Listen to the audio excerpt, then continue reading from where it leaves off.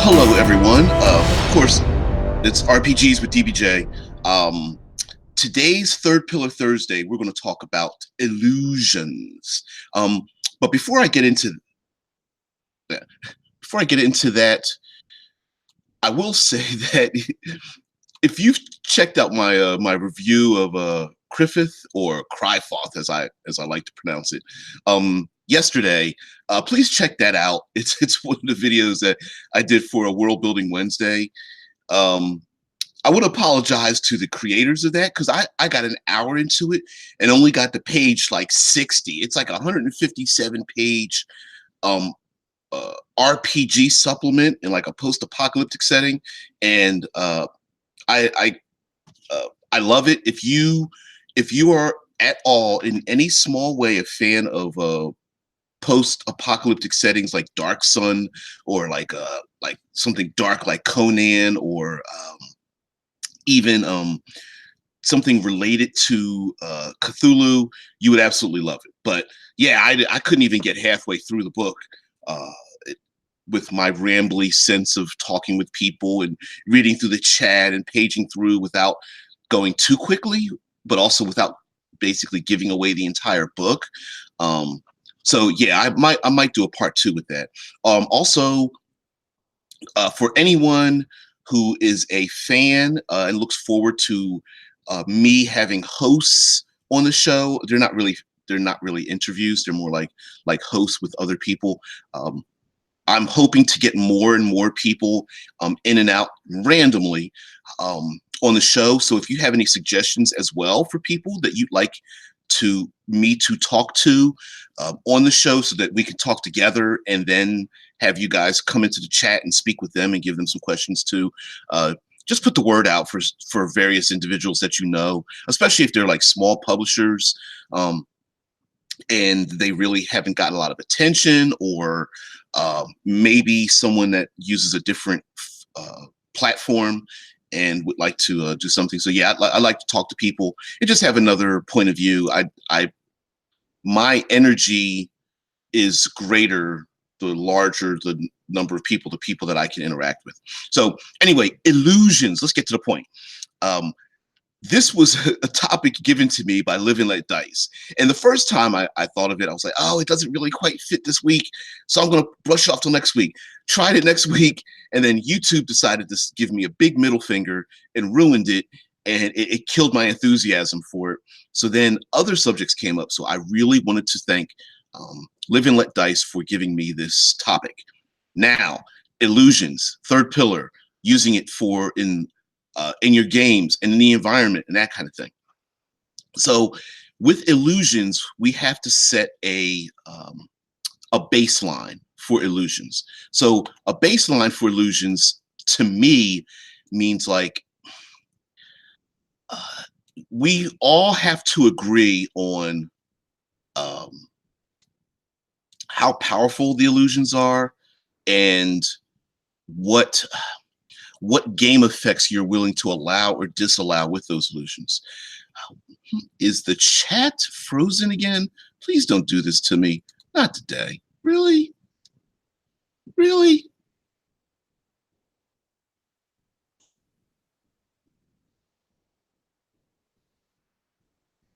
All right.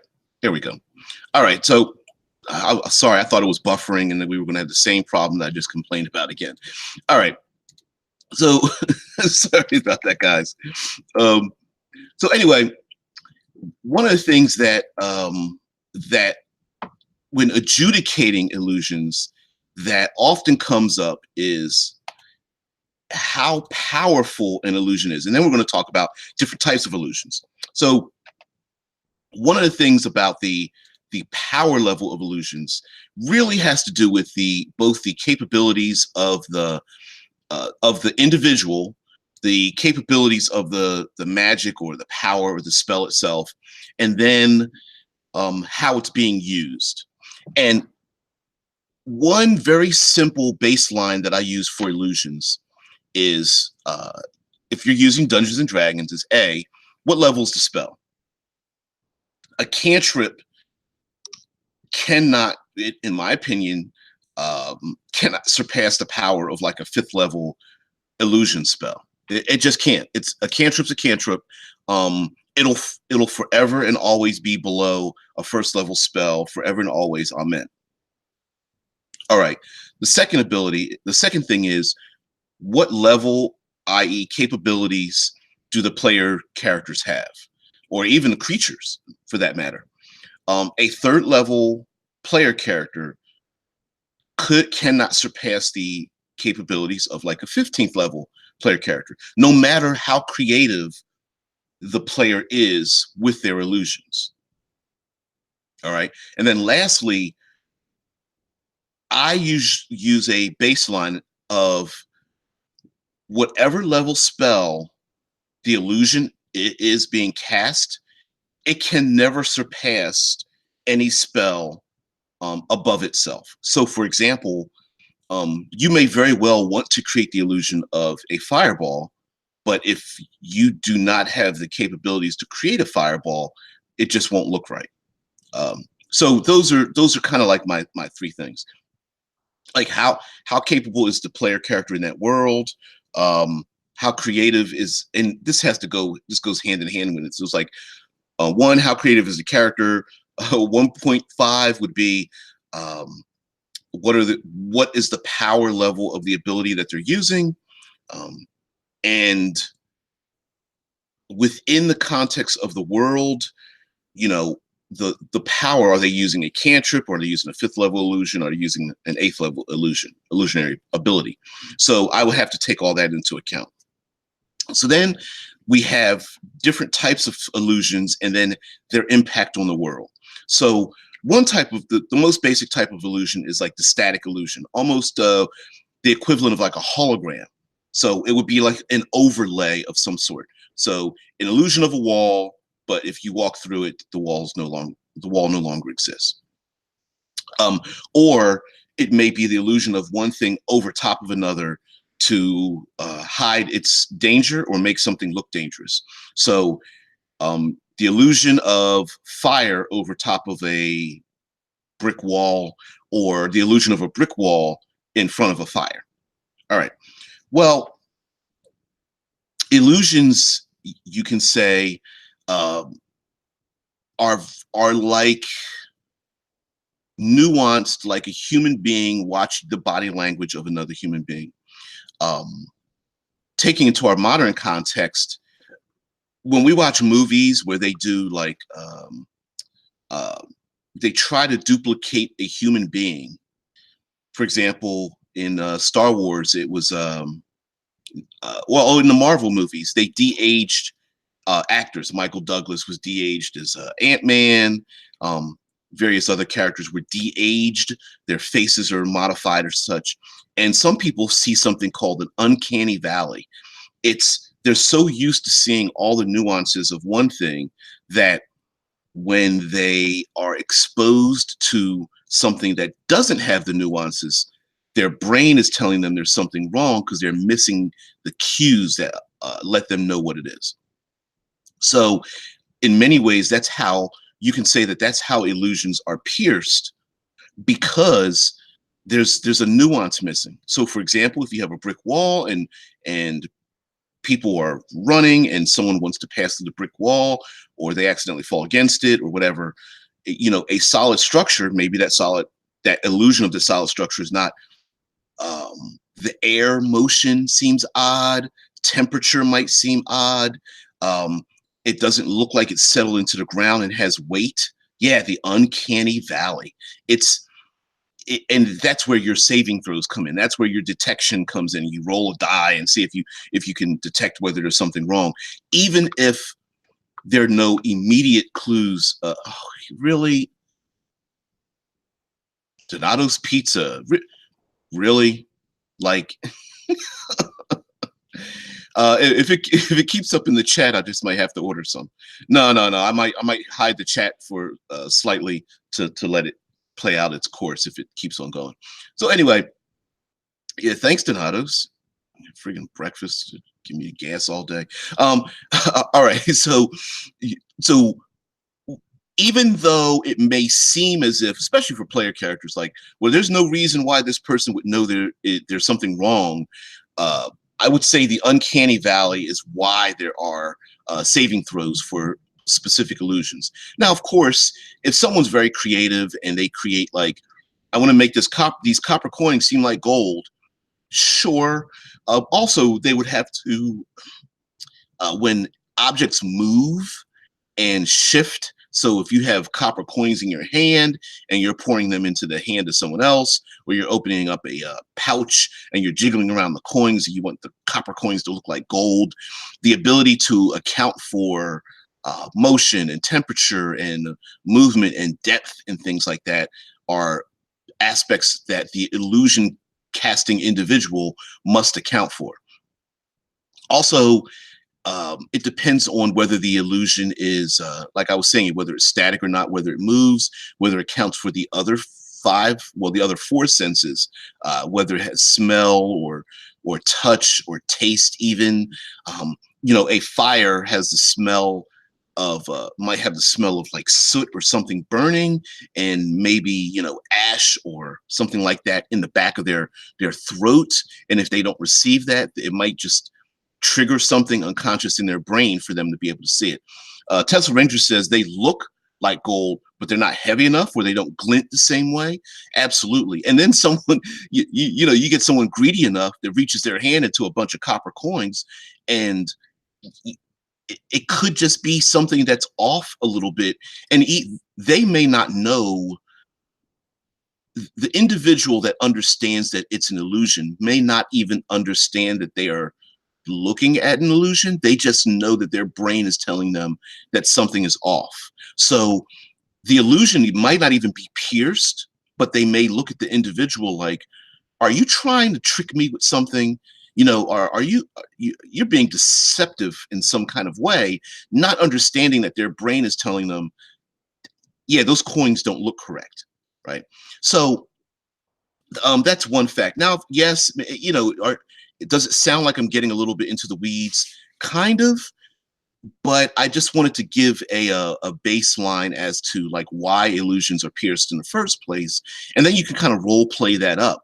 So, a bestial animal creature that you put the illusion of a wall in front of the creature in the middle of the forest, the creature may see the wall, but it may not understand the context of like, well, it may walk through the wall because a brick wall in the middle of the forest just doesn't look right in the first place, and it can still smell its prey, and it can still hear the little stream behind it, and it can still hear birds, and the wind isn't moving right.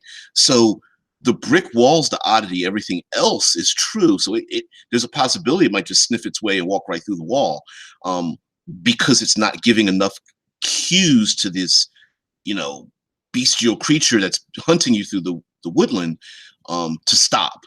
Right? It's not enough clues and mental cues for it to go. We'll stop and go, nope, there's a brick wall here. Even though I've lived here, this is my territory, and there's a new brick wall. It may not automatically stop. Now, sure, some people can be, if you're only doing it as a momentary, like quick snap kind of thing, like, oh, I just want the guards to just be shocked all of a sudden. I don't really want it to convince them. I just want them to use it as a distraction, like the distraction of me running the opposite direction down an alleyway and then try to get away. Sure. I would some guards chase the wrong, the illusionary you while you go the opposite direction? Sure, but then there might be some guards that are like, that doesn't look right, because they're running through trash, but the trash isn't moving, and even in their head, they're just might be thinking like something's wrong, and then happen to look around and go the opposite direction. Also, illusions and piercing illusions. So, okay, so we have our illusion. Let's say the illusion is pretty convincing. It's got some texture to it. It maybe has some sound. The illusion casting person has is skilled enough to add some weight to it, or to account for things in the background, such as a noise or air or something like that. When the illusion is pierced, in its beginning phases, in a pierced illusion, assuming it's holographic so that everyone can see it, that the minute that something harmful or reality shifts on them, that the illusion is probably immediately pierced. So the illusion of a flat ground or a brick wall, the person steps through it and they fall into a pit or over a cliffside or something. The illusion is pierced immediately, right? They in their head they step through the wall, and or they're running and they trip through the wall, or they try to lean against the wall, they put their hand through it. It's the minute they start falling, illusion's gone. Now, there are other styles of illusions. For example, there are illusions that are created that are only in existence within the mind of those who are seeing it. So one individual in their mind sees a brick wall. The other player characters who shrugged it off do not see the brick wall and may not react to it. So one player character is affected by an illusion. They see a brick wall, they stop. Maybe they halt their attack. They try to go around it. They think they're trying to climb a wall, and the other player characters are like, no, no, no, no, no, just come on. Now, again, here we have the chance that the illusion can be pierced because the other player characters may just grab them and walk through the wall because they don't see it. And the initial character that believes it's like, no, no, no, there's a wall. Where are you guys going? And all they see are their fellow friends walking through a wall. Now, as illusions get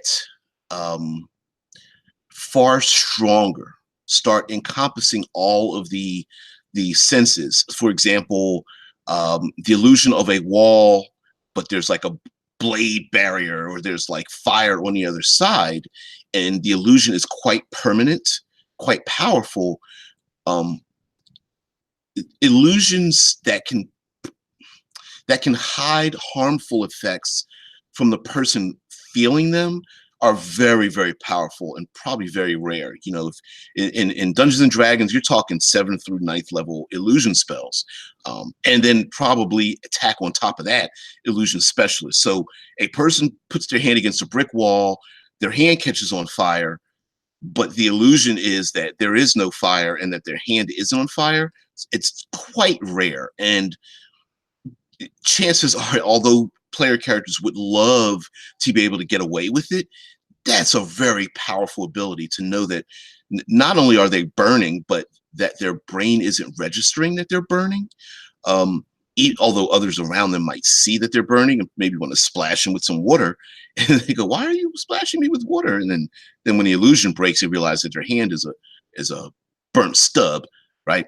But again, the idea of illusions and having an illusion that hides danger and prevents the individual from feeling the effects of that danger is very rare.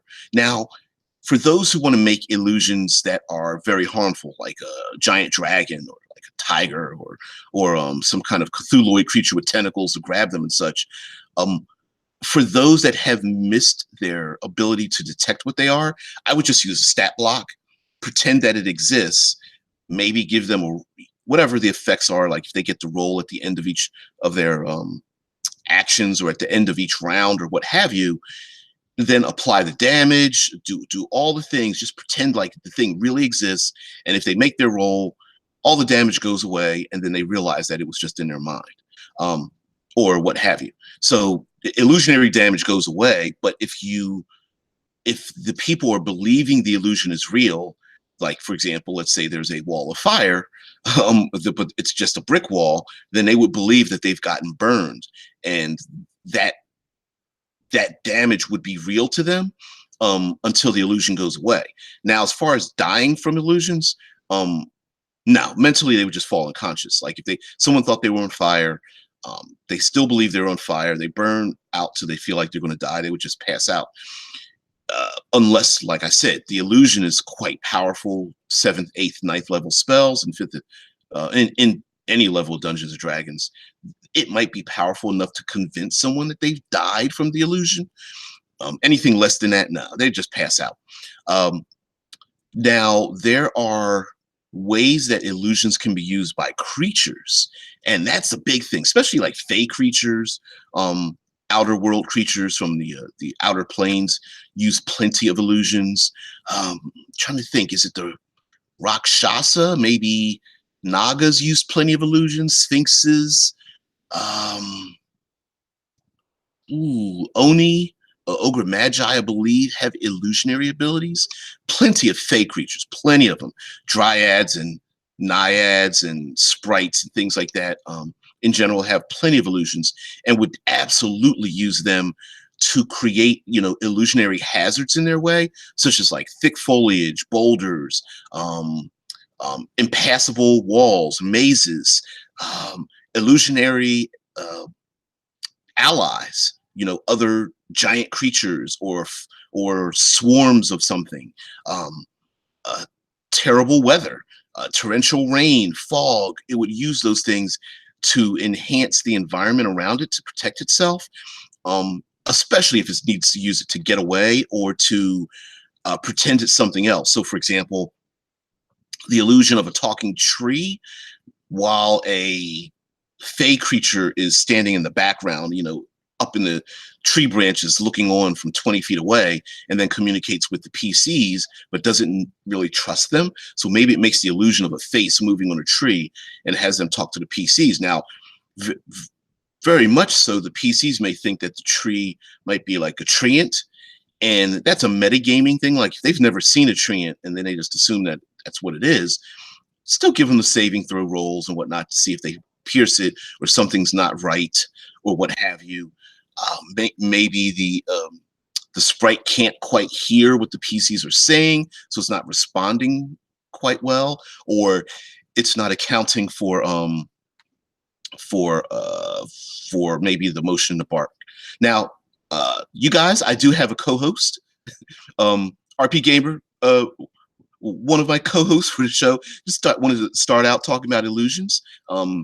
He can come on in, and just before he comes in, I want you guys to know that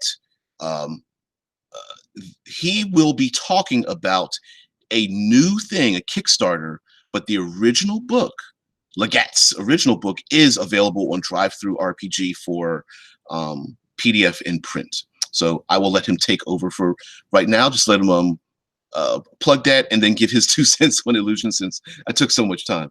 Go on ahead, sir.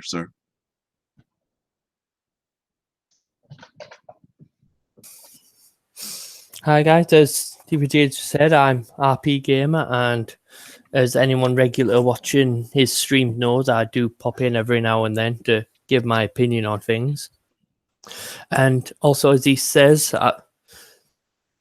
I'm a member of Power Up Gamers Publishing, and part of that is we now have a new Kickstarter up for Legat's Tomb of Amazing Creatures Volume 2, which you can go to and pledge, because it's not only an amazing project, it's an amazing company that we've got awesome things planned for the future, and besides publishing books. So please what's the word, pledge. And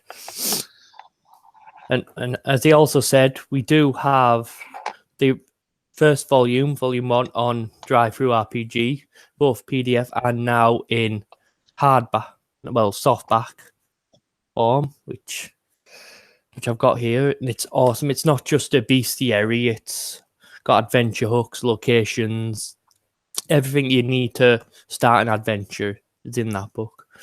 So go ahead and go buy that. Cool. Yeah. Yeah, guys, just check that out. Just like I'm probably going to do a page through a review of that as well. Not next like Wednesday. It won't be specifically Wednesdays. Although hopefully I will have another individual on Wednesday. I often tend to pick on Vince Shine, that he sometimes shows up in the chat. Hopefully we will hook up. We're scheduled for Wednesday next week, so he'll come on the air and we'll talk about what he's up to as well. But yeah, guys, look for Legat's Tomb of Amazing Creatures. I love things that spark ideas, especially like Live and Let Dice suggested that I do something about illusions. And so I started out with just talking about how I adjudicate illusions. Basically, like if you example would be if I had a third level illusion that they are no more powerful than any other third level spell at that time, because some people are extremely creative when it comes to illusions, creating them, using them, trying to use them as distractions and to cover. And the power of illusions is always a problem because there's no game mechanic that is specific across everyone's game when using illusions. Illusions are basically a completely narrative role-playing thing, and so you're kind of at the mercy of, if you're a player, you're at the mercy of the game master or dungeon master. Period. There's no way around it. You describe what you're trying to do. The game master describes what the effect is, and that's it. Two of the most used illusionary type abilities are thaumaturgy and prestidigitation in 5th edition Dungeons and Dragons as a cantrip. And some people are very, very skilled at being able to manipulate that to their advantage, which is what it's for. It's for their advantage. But I find that sometimes people want to push that ability far beyond its capabilities, in my opinion. Whether it's replicating, powerful beasts, or trying to replicate, the image of things that just don't exist or are outside of the player character's capabilities. Definitely, I've got to admit, the only experience I've got of personal experience I've got of illusions is back when I first started playing, and it was Advanced Dungeons and Dragons 2nd edition, and our DM got us all. He was like an old school dungeon crawl type DM, so we were in the middle of a dungeon, and it was an illusion. Can't remember their name in it now, but it was like an illusion fireball that the wizard cast at us, and if we had to pass a perception check to figure out that it wasn't a powerful spell. Otherwise, we'd all get burnt to a crisp, which unfortunately I failed my perception and got killed, completely burnt ashes, and which I don't see how it would work that way if it was an illusion, but that's beside the point. But that's the only thing. And to me, I've rarely wanted to touch illusions because of that fact, because you're basically giving away that it's an illusion, and it's basically based on one check if they pass off or fail. I don't like those kind of mechanics where it's all based on that one roll, and if they roll, then they'll just outright die. Yeah, I mentioned the illusionary fireball, that most illusionary damage would just go away once you realized it wasn't real. And unless you're talking very powerful magics like 7th through like 9th level magics, that most illusions wouldn't even kill you. It would just, an illusion of falling down a 100-foot pit, you'd hit the bottom and you would, like air quotes, suffer the damage, but you would just pass out. If it could kill you, you just pass out and then wake up later. Like it would be a matter of fainting more so than suffering any real damage. The mind may think you broke some bones, but it never really happened. Again, like I said, unless the power, that illusionary power is of such a level that they can actually warp reality or something like that. Now you could get into the idea of like a Fey, like the Feywild or a Fey location, where if you believe the illusion, it really is real. And then if you don't believe it, it doesn't exist for you. And then maybe there's like Fey people who are able to both believe and disbelieve it as they wish. which could come into some like weird conundrums, like a, you know, an illusionary bridge over a chasm. You know, if you believe it's real, you can walk across it, and if you don't believe it's real, you just pass right through it. But then if you don't believe it, you could never walk on it, even though you see your allies walking across it who believe it's real, you know. And then maybe there's like, you know, fey creatures that are like army or like fey elves or something that are walking across it, but at the same time they can like maybe, you know, pass through it and come from underneath it to attack maybe the PCs or something. That would be very odd. You know, you could have doors and walls and things, like doors real. If you believe it, you open it up and walk through the wall. But if you just believe it, it just, you know, it's just an illusion over top of a brick wall and you can't go into the next room or something.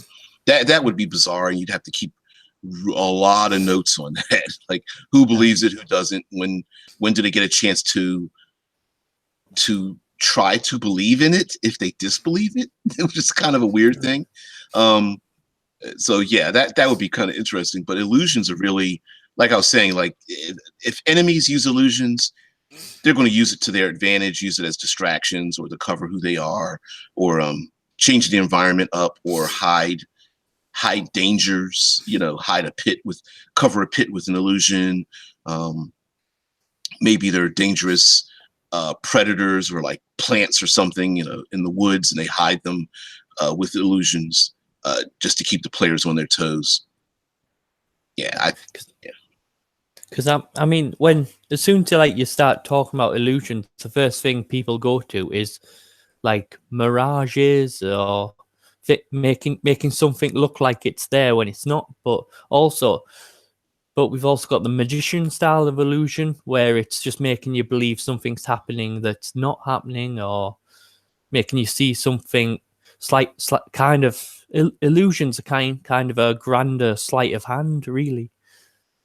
They're making you believe something happening when something else is happening, or like a magician pretending to float when he's really just lifting himself up on his feet, but he's like blocking your view with his feet, kind of thing.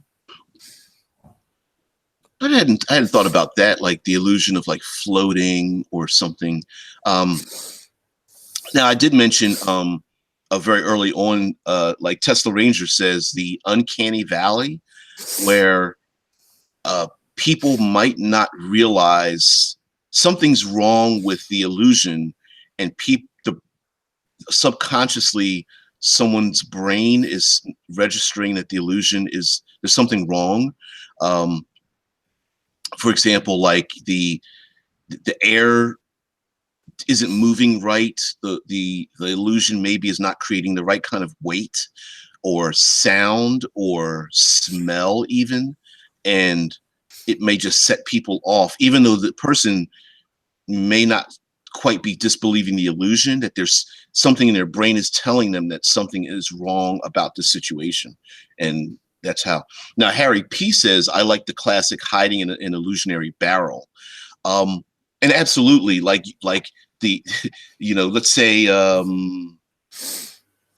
what's the arcane trickster runs around a corner and then wants to duck and then pretend that they're like in a barrel and make an illusion of a barrel.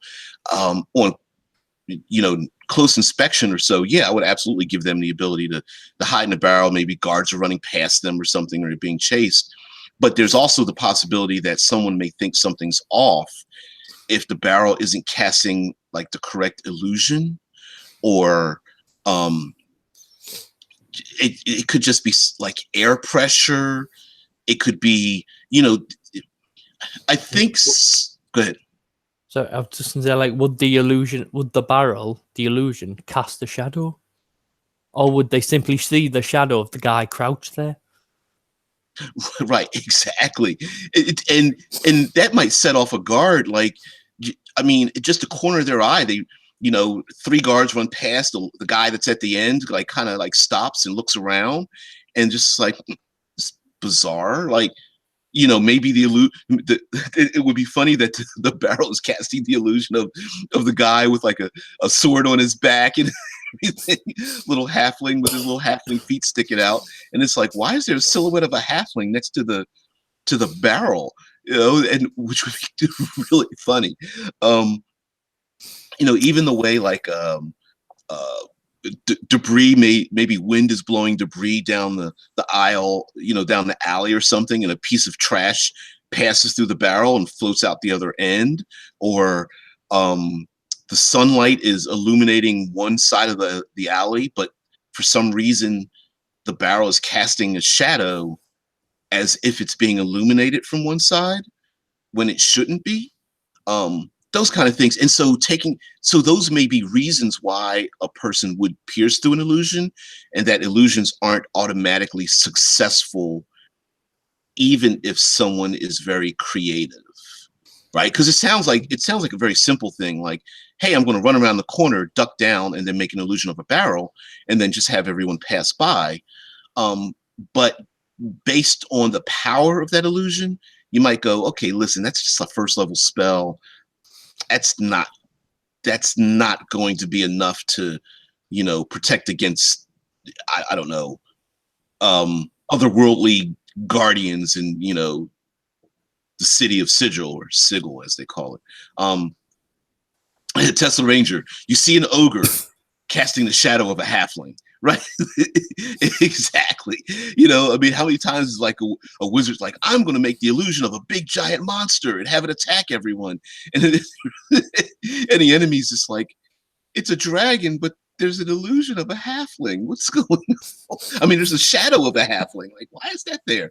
Or doesn't even cast a shadow at all, or it's flying through the valley, and its wings keep passing through the trees that are around it or something.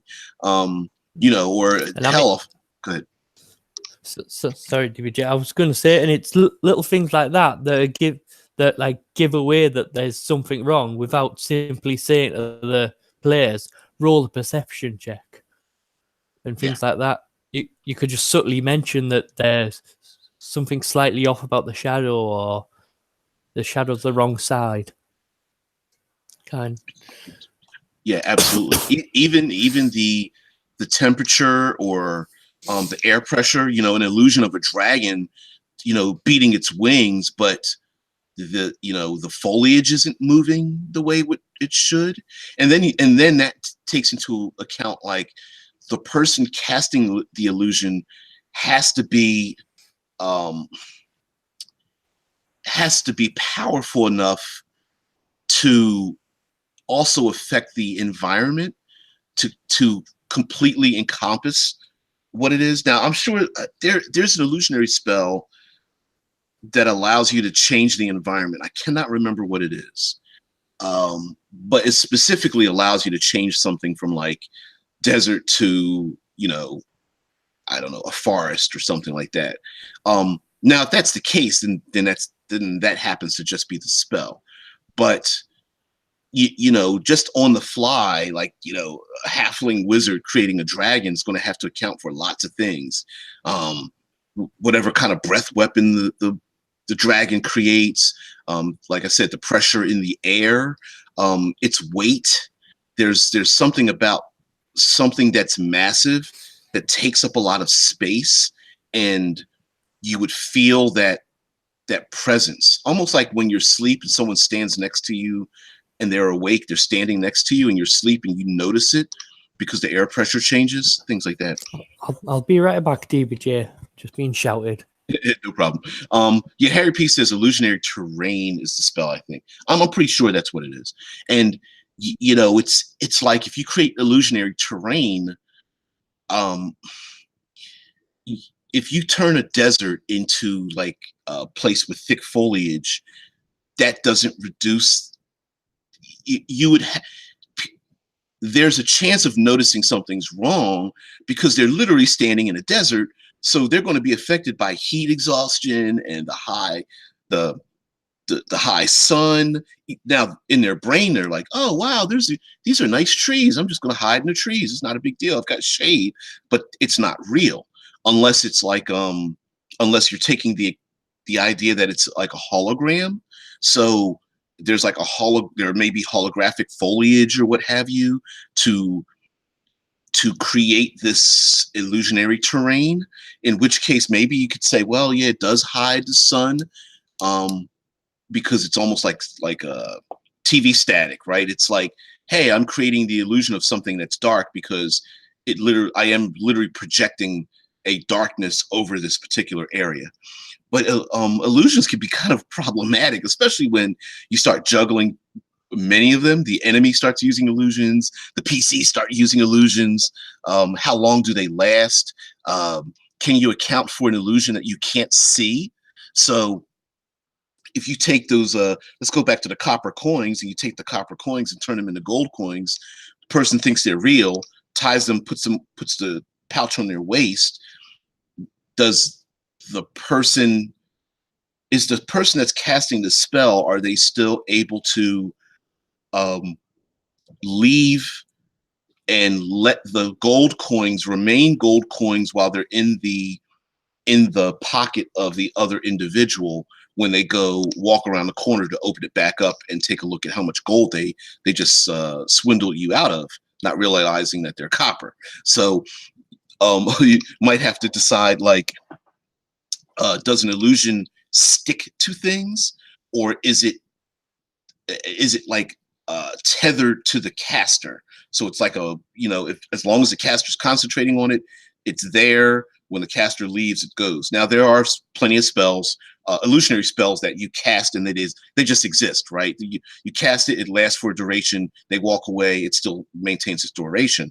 But turning copper coins into gold coins, and then having that person walk around the corner and then open up the pouch, you're going to have to make a decision, like, okay, can they reach their hand in and still see those copper coins after they've separated themselves from the party, which can be kind of complicated as well.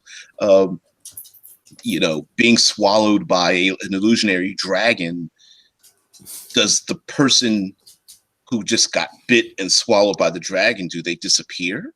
Or is the orc chieftain still standing there thinking that they got swallowed by a dragon, but everyone else, the other orcs around them, are like, hey boss, your boss, what's going on? And the boss is like, get me out of here. And he's like, running around in circles and trying to get the maw of the dragon off of him, and all his buddies are like scratching their heads, like, why is he acting that way? Boss doesn't normally do that. The boss, what's wrong, boss? So anyway, I don't know why that's an orc henchman voice, but I don't know. Anyway, so there's also the like I was saying, like the dream style, like infiltration illusions that are only in someone's mind. And those kind of illusions, while I think are more insidious, more powerful in many ways. If you could dig into someone's mind and make them believe that you look like someone else or appear as someone else. Like hell, I don't have my I don't have my screen behind me, so I suppose in many ways that's like an illusionary background that I had up. And so I reveal it. Yeah, this is my movie room, so for those who can see the background.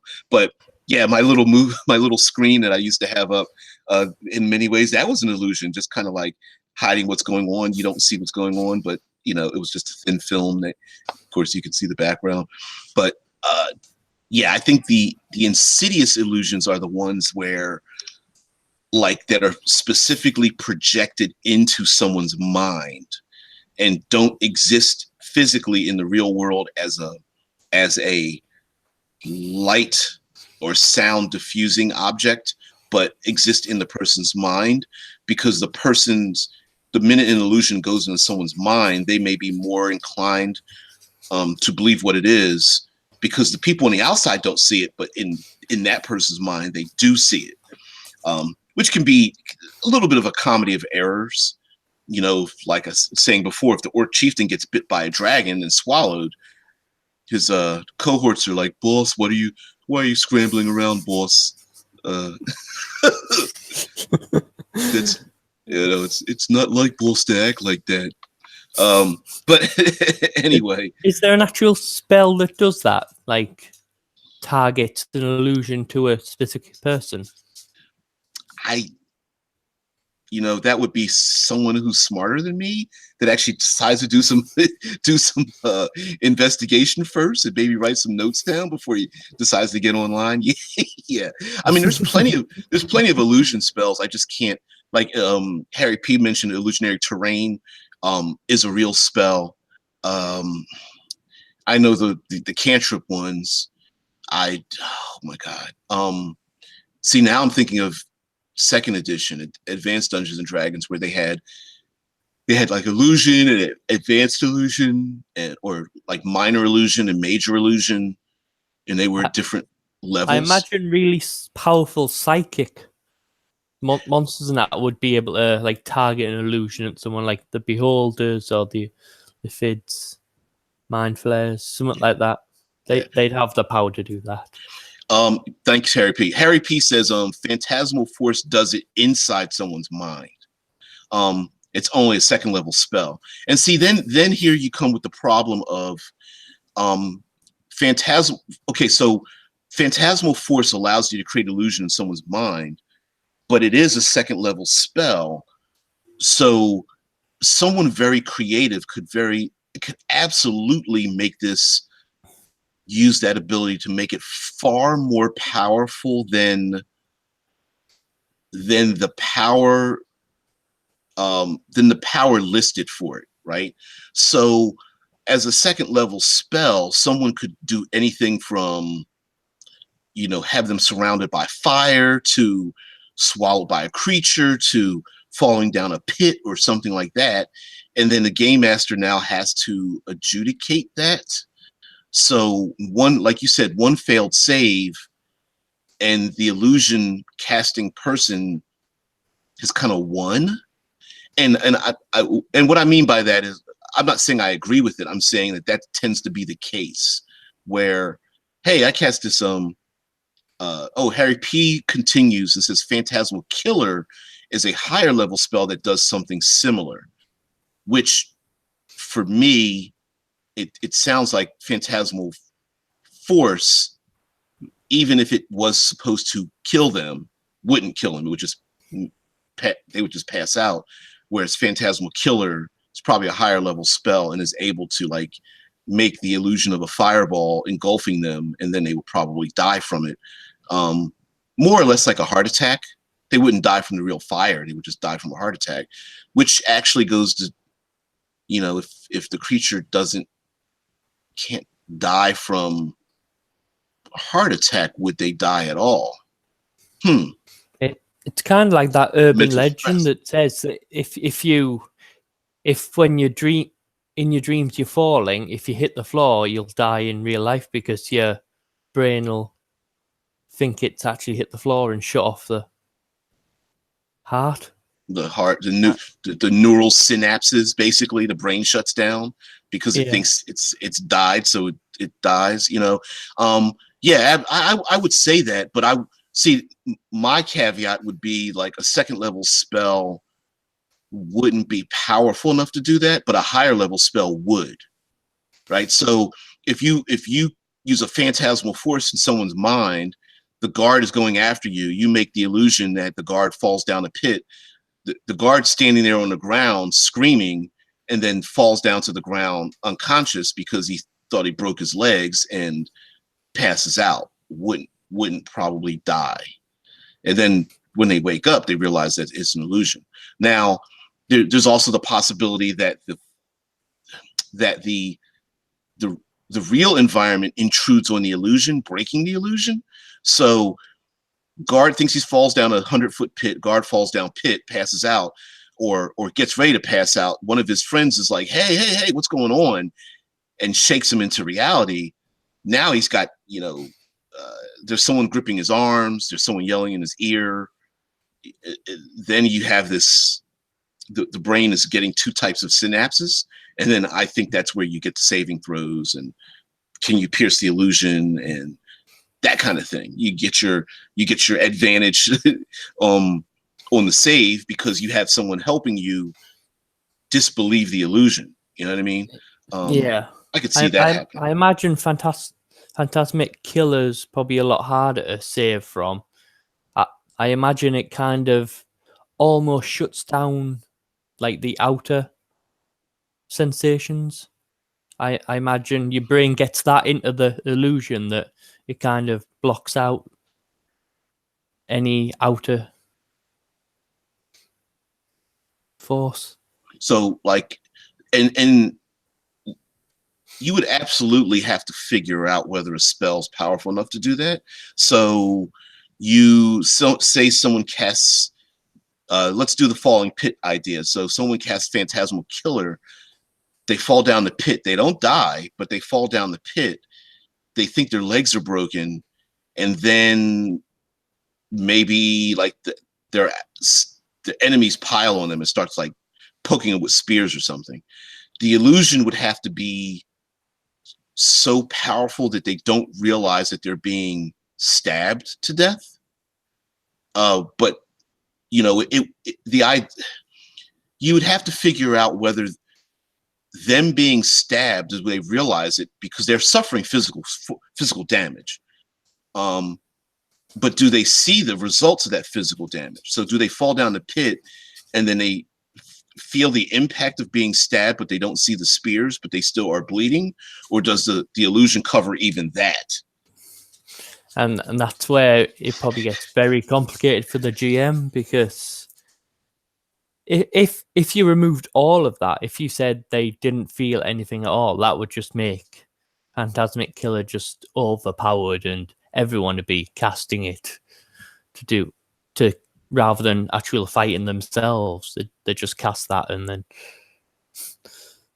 But so you'd have to have some limit to how much physical force a person could take before they'd begin to question what's happening. Yeah, Infinite Role Play says I'm so late. You're all right, man. Although we did deep dive into illusions and how illusions are used and which kind of illusions are used and that kind of thing. So yeah, you're all right. But there's something that was brought up about using illusions, and like I don't know how to say this, but I guess the only way to say it is to say it is that you're going to get a lot of players that are going to want to get over, right? It's like, but illusions kind of fall into that same category with mind control, where it sounds good on paper, but it's the kind of thing that if you use it as a game master, you're kind of taking away the player's agency. Which is why it sounds cool to have like an enemy with illusions or like mind control, but in practice it kind of sucks for the people that suffer from it, especially if you have a powerful enemy that can create powerful illusions that the PCs just cannot pierce. But as far as the players using it, it's like, you have to have some sort of limiting factor, otherwise why wouldn't every illusion always work, right? So, of course we've got the uncanny valley thing. We've got the holographic piercing the hologram. Like the minute you pierce it, it goes away for you. But just being able to create an illusion so powerful that their other senses don't work, I think is way into like 7th to 9th level spells at all, if it works in that way. Infinite Roleplay says, oh, come on, really? Using illusions against smart players is always great. Yeah, in small doses, right? If you start like stacking on illusion after illusion, like let's say you've got like 3 fey creatures in the woods, and each of the fey creatures is creating their own illusions and then stacking those illusions with the other person's illusions, it can get kind of complicated. Like I create an illusion of an owlbear, and then the other fey creatures like behind the owlbear, I make an illusion of a rust monster, and and the third one's like I make an illusion of a displacer beast, and And it's like, I disbelieve the owlbear and see the rust monster for what it is and attack it. You know, it was like, it's not a rust monster, it's a displacer beast. Oh man. I was just having the idea of like a monster, because a lot of monsters, they wouldn't initially want to fight the players when they turned up. Like the monster's just out doing its business, and then this bunch of players turn up waving swords and stuff at it. It's probably not. Its first thought for that day wasn't, I'm going to go kill some adventurers.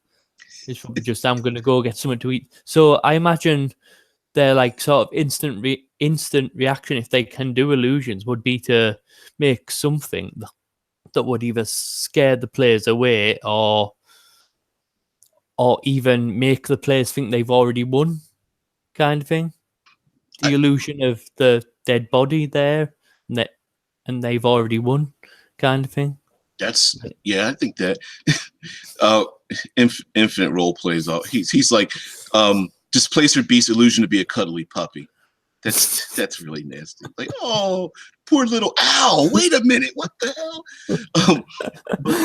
But I will say, yeah, like, well, a displacer beast kind of has an illusionary ability to make itself appear somewhere else, which is why it's hard to hit them. You know, a fey creature probably has like maybe, you know, a handful of go-tos to protect itself. You know, like you were saying, like maybe a sprite makes itself look dead while it scampers around a tree and tries to get away. Just out of a reflex, you know, it's a special. Creating the illusions might be or a pixie, maybe. I think pixies do it. I don't remember which one. Doesn't matter. But you know, making it appear dead, or making it appear as if it's, you know, your general wanderers may think it's a pixie, but instead they find something else.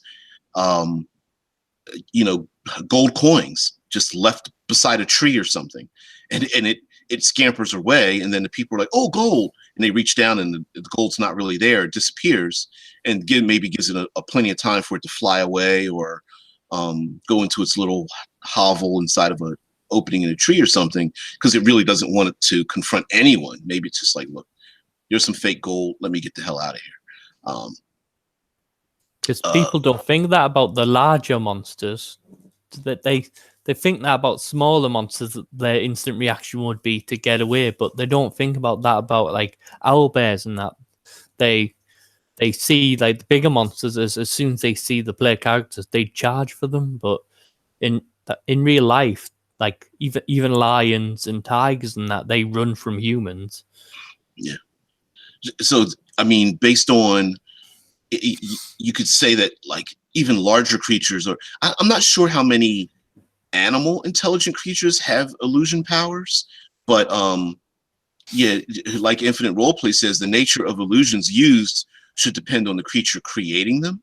So something out of its element, I could see being a little confused, but you know, a fey creature in its own territory is probably going to dominate in that region.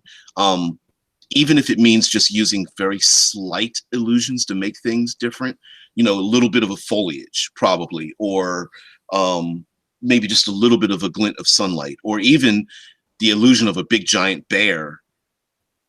Because let's say there's some pixies that have befriended a giant owlbear, and the owlbear is like, hey, they're strangers, I don't really want to fight them, that's not it.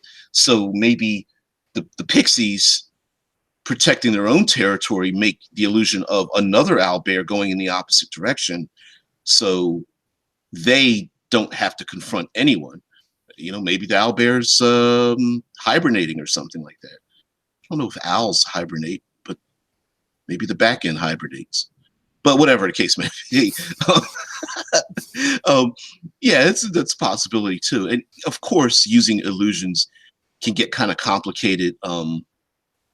But like I had mentioned very early on, you know, cantrips are cantrips for a reason. So in very short spurts, I think they should be very convincing, but upon closer inspection, probably fail more often than not. When someone tries to investigate further, especially when PCs are trying to do. See, there's an illusion of a teddy bear right there. Yep. You think it's alive, but the teddy bear is not. It's got batteries. Oh, he's living, little Charlie. Yeah, or it could be a puppet that I'm just moving the head of. The eyes just squinting, just like, oh, I'm not really into this. No, he's usually tired or looking suspiciously at people. But yeah, you say animals have like animal intelligence, sure, but I'm going to bring it back to an old friend of ours, the mimic. that in 5th edition has animal level intelligence, but it's basically a living illusion, I would say. Yeah. And the doppelganger obviously would be there as well. Doppelganger. I was going to call it a shifter. The changeling player character race from Eberron had the ability to alter self. Now, as far as I know, it was a physical change, where you had the ability, you had like the natural ability to alter yourself, like change your height and your skin color, your hair, your eyes, and things like that. But you couldn't change it didn't have any combat ability, so you couldn't make yourself tougher or grow weapons or anything like that. And as far as I know, I think it was very difficult to duplicate someone else. So you couldn't like see someone famous or someone powerful or whatever, head of a faction, and then duplicate them and just walk in and pretend like you were them. But again, like the mimic and the doppelganger and the changelings, there are things that would make people throw them off. Voice, your biometrics, your the way you walk, the way you use your hands. Like a doppelganger may appear too uncanny valley kind of thing, may appear too realistic. Yeah. Infinite Roleplay says the Eberron changeling ability was 100% roleplay based. You couldn't push your appearance much further than your own anatomy would allow. And it's absolutely kind of, you really need a conversation with the person running the game, because some people are just hard asses, like, you're not getting away with anything. And then there's others that are like, well, it sounds reasonably okay.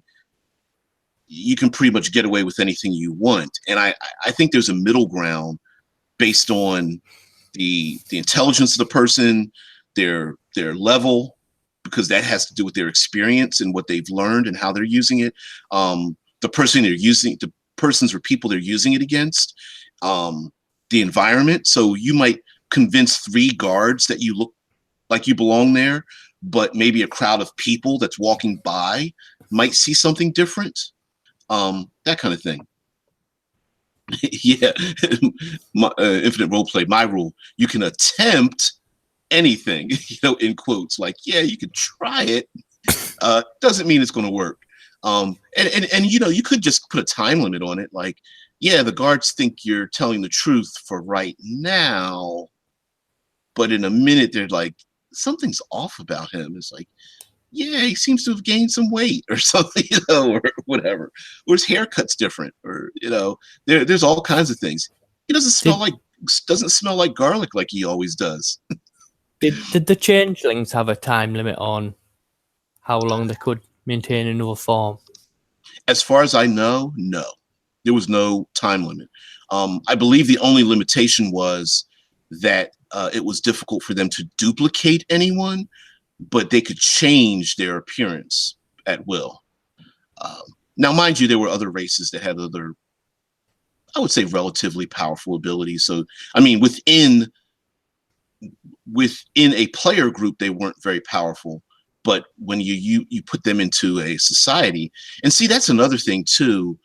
If you have a society that knows that there are changelings or doppelgangers or mimics or something, or there's a city big enough to have experienced enough illusionary magic to watch out for it, you might have to, there may be things that are around that give them clues to that kind of thing.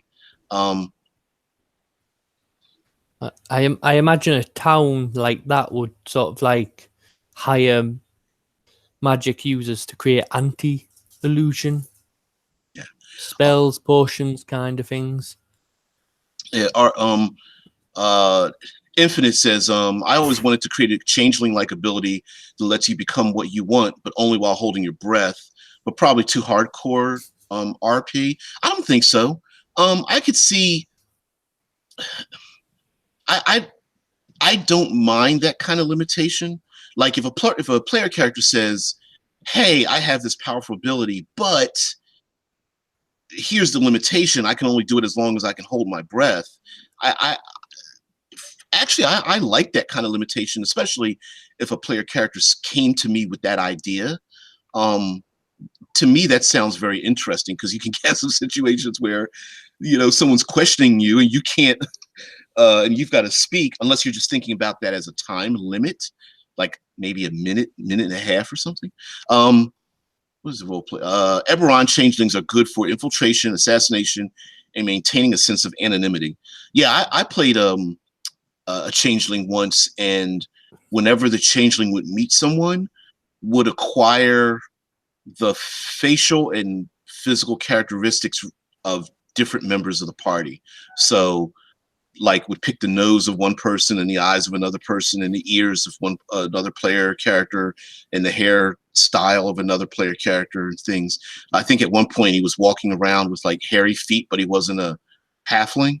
And it didn't. He wasn't looking like someone else. He was just it was becoming like the other people.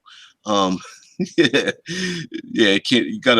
Can't speak while holding your breath. Can't use verbal components of spells. That's what Infinite says. Yeah.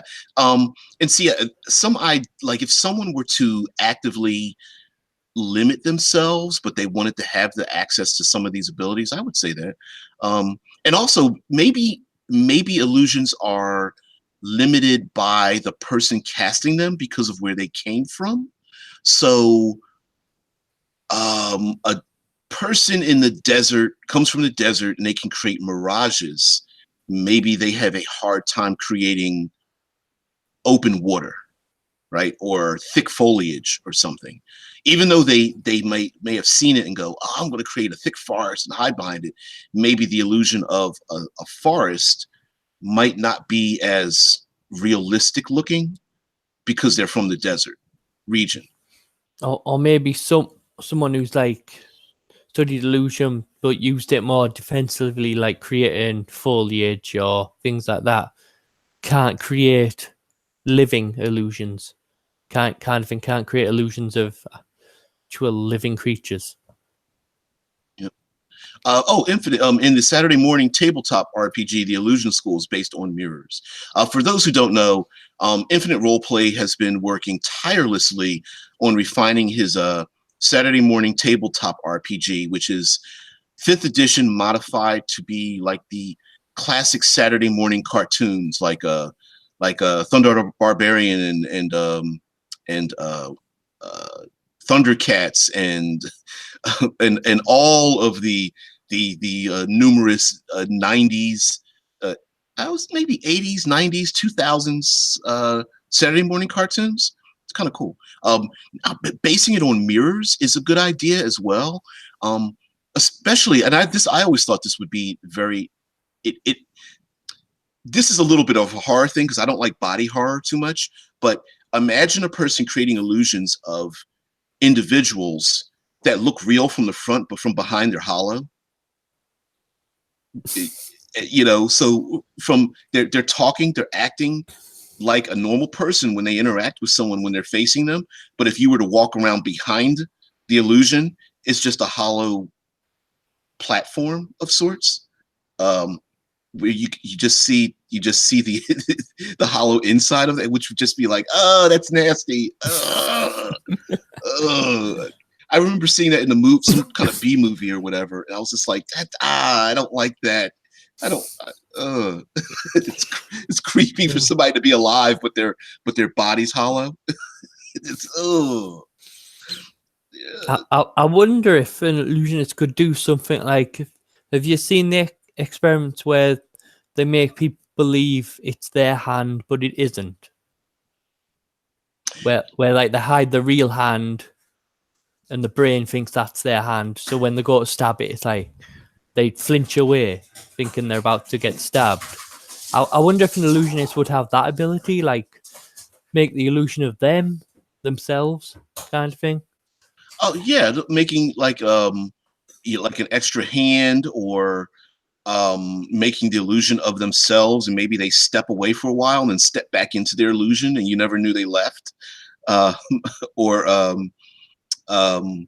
the illusion of their hands being on the table while the real hands slip under a table and maybe pull a knife or something. Yeah, I think that's true. Now someone, if they're very good at it, of course, but if they haven't done it before, or they're not good at it, maybe someone sees it. It's like, why is your hand okay? Because it hasn't moved in the last 20 minutes. Because it looks plastic. Infinite Roleplay says the hollow insides are puppeteers by twisted little fey creatures, which that just sounds like a nasty thing. Like somehow maybe one or more of the player characters realizes that they're these little fey creatures moving human beings like puppets as they walk through the city. And so when you look at them from behind, you see like the fey creatures stacked, riding each other, one on top of each other, and they're moving these people, and everyone else thinks they're real, but you can see that they're illusions. And so if you try to attack them, everyone thinks you're attacking a real person, but that they're just puppets that they're manipulating around because they love the taste of tasty baked goods or something. What I've just thought there is, if you got like discuss this idea with the players beforehand, you could every so often during the game message them privately to say you are now one of these creatures. You've been replaced, and they still act like themselves, but they know that they. So you could have it like every so often, like the party's getting less and less. Yeah, I was only able to do that once, where I had a player character be replaced by a doppelganger, and I sent him a note and was like, yeah, when you were out at night or something like that. Well, mind you, the player character always wanted to do something like this, so it worked that well. It did work out well, but I said that their character basically was attacked at night, because they always wandered away at night in dark alleys. And I said, you were attacked, taken out, and then replaced by a doppelganger. And he just continued. He played like 3 sessions as this person until he was revealed as a doppelganger. And he made up his own agenda. Like, he wasn't trying to fight the PCs. He was actually hiding in the PCs to try to get somewhere else, to infiltrate somewhere else. And then they realized, and they were like, what happened to him and stuff. And it was a big story, but it only worked out once. I don't know if I could actually do it again. You have to have something. But I suppose you'd need, after they reveal to be these hollow people or a doppelganger or whatever, you'd have to have some way of bringing the actual player character back into the party, because otherwise you've lost a player, really. Yeah, absolutely. Although it'd be kind of weird for like the player characters keep leveling up and they just assume this person's with them, and it's been like 3 years and the doppelganger's still there. Although I can't imagine a doppelganger sticking around too long. Unless maybe he's having a really beneficial time for him. Yeah, it's going a lot better than his previous life went, so he's sticking around. Yeah. Now we did talk about this. Infinite says, well, are we talking about illusions creating sensory effects, or actually affecting the senses directly? And that is based on the power of the illusion. For example, are you making the illusion of sounds and smells that everyone can hear or smell, or are you directly affecting their senses psychically, and they're the only persons that are smelling something or hearing something or seeing something? And that's the where the uncanny valley comes in, right? So if you have not just the illusion of a person standing there, but their scent, their voice, their sound, are you projecting a holographic styled image with these other elements, or is it being punched right into their brain and a passerby would not see it? Yo, all right. Now, Live and Let Dice says, "Boy, am I late to the party here. I have to watch it all later and comment like this." Well, you can comment. You don't have to like anything.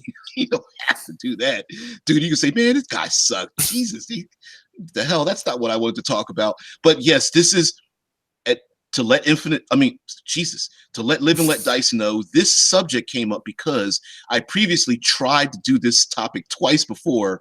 Once YouTube just like gave me the middle finger, and another time it just didn't work out at all. So yes, this is that specific subject about illusions.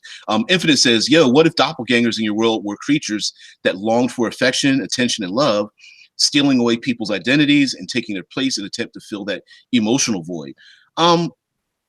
I would say that they probably are that way, right? I could see doppelgangers being like almost addicted to the feelings of emotions, whatever they may be.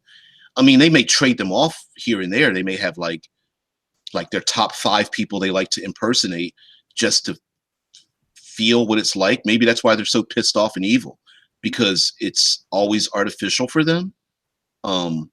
They know that the people giving them the emotions, it's not really them, that no one really loves a real doppelganger, but at the same time they've never gotten the chance to be loved as the soft gray formless things that they tend to be. I don't know. I want to help with them algorithms too. Yeah. Yeah. Do me Infinite, do me a favor. PM me, tell me when you'd like to join in, and then we'll just set up something. Yeah, it's not a big deal. If you want to, you're already up at this time, so you might as well just go full commando, man. Strip off the pants and jump on in. Yeah, if Live and Let Dice says, what if they had no emotions and gained emotions from the identities they mimic and get addicted? Yeah, we're going off on a tangent, but absolutely, because we could talk. We did one about mimics. I suppose we could do one about doppelgangers. Like, how do they fit into the world? Because there's plenty, like the mimic. There's plenty of creatures that are classic. Like, you don't want to get rid of them, but they don't fit in anywhere, right? They don't have an origin of a type other than shrouded in mystery. I absolutely love the idea that doppelgangers aren't evil. They aren't naturally evil, but they're evil by circumstance, like a drug addict would be. They're evil because of their need to fit into society and move around society, but they're not evil because they just want to bring down society, right? Because in a way, they're like symbiotic, or maybe parasitic, maybe more parasitic. They need people to exist, so they want society around. If they destroy society, then they would just be by themselves. But I could see them being, says not evil, they're sick. Yeah, I could see them having a sickness they can't get over, or maybe all of the doppelgangers are searching for a cure of sorts. Like, it could be this thing that they're always poor things. The poor doppelganger. Anyway, yeah, it's a possibility. Temporarily they exist in society, but they're really looking for a way to obtain emotions, or they could be cursed. I absolutely love that. You know, Yeah, it could be a reason why they take on a human or a humanoid's appearance to like breed with a humanoid because they think then their children will have that side of them. yeah, a bloodline curse. I started a game once. Just follow me on this. Um, PCs arrive to get their typical fetch quest. They arrive to talk to the person in the city or something who's having a meeting with a faction leader, and they stumble upon a family drama where um, the father is having an argument with his son who's about to get married, and they had a child, and you come to find out that the woman he's about to marry is a doppelganger, and she gets killed. And the son is just like completely in love with this woman who was a doppelganger, right? So then the authorities come, and the PCs have to escape with the child, who is part like half doppelganger basically, and in order to escape, they have to drink shrinking potions. So they have to, because that's the escape path to get away. So they drink shrinking potions, and they have to go through like the sewer system, whatever, and then they end up fighting like giant monsters, which is basically like a house cat and some simple rats and spiders, but they're all like giant size because the PCs are shrunk down to get away. And anyway, the whole idea was that they had to watch out for this kid who at the time was kind of like based off the old lone wolf and cub idea, where you have like a bunch of warriors and they're taking care of a child who can shape change and get into a bunch of like, get into a bunch of antics, and hilarity ensues. But yeah, and then eventually the kid grows up, and then one of the player characters can play the kid who basically becomes a changeling. But this is way before changelings existed in Eberron. But anyway, wow, we're going like 100 an hour 20 minutes or so. Shit, we could do this for we could play on this forever. So we're going to have to put this into the hopper. Doppelganger seemed like a great idea, or doppelganger-ish creatures. There's quite a few dragons that become stay in society. There's plenty of demons and devils that do so as well. Fiends. And the gods have avatars. Would you class them as kind of doppelganger-ish? Because they can obviously change the appearance of their avatar, I imagine. I have to say, yeah. Roleplays #illusions. Yeah. He mentioned that a proof bench is a bloodline curse, maybe. See, yeah, all of those things, I think, curses and like a natural species, maybe they are a divergent bloodline from another creature, or maybe it was an experiment going wrong or something like that. Yeah, I love all those things. Of course, they could be otherworldly and whatnot, but so let me sign off, and then I'll let RP once again plug Legat's Tome of Amazing Creatures. But for me, you guys know who I am. If you stuck this long, shit, you're already in. But check out my review of Cryfoth, or Griffith, if you want. I did that yesterday. Really great setting. If you are into Dark Sun, I suggest you get it. It was 99 cents on DriveThruRPG. With the link there, the price might have gone up. I believe the base price was like $15.95 or something. It's 157 pages. Don't expect it to be $1 for long. If it's not now, which I guess I could go ahead and type that in or something. But anyway, that's me. Everything you need to know about me is in the details below. RP Gamer, please take over.